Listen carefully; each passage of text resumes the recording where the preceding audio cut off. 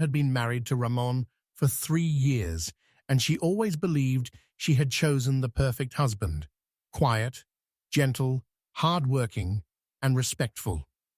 But from the very first weeks of their marriage, something deeply unsettling began to happen. Every night, after he thought she was asleep, Ramon would quietly get out of bed and go sleep in his mother Rosa's room. Night after night, month after month, for 3 whole years, the same routine repeated. When Mariel asked him once, he simply said, "My mother is scared of sleeping alone." It sounded reasonable, but it did not put her heart at ease, especially when his mother once told her, "A man who loves his mother deeply is a blessing for his wife." Yet something felt wrong, very wrong. One night, unable to ignore her anxiety any longer, Mariel decided to follow him. At 2 a.m., she quietly walked down the hallway. A faint light leaked from under Rosa's door.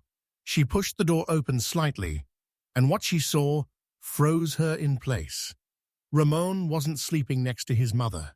He was kneeling on the floor, his head on her lap, crying silently like a terrified child.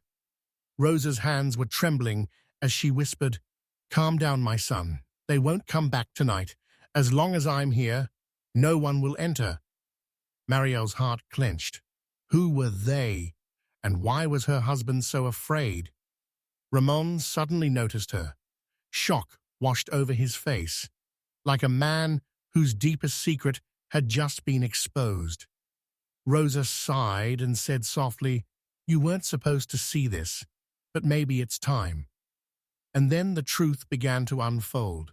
When Ramon was a child, his father used to punish him in a cruel, horrifying way. He would lock him in a dark room for hours, sometimes for days.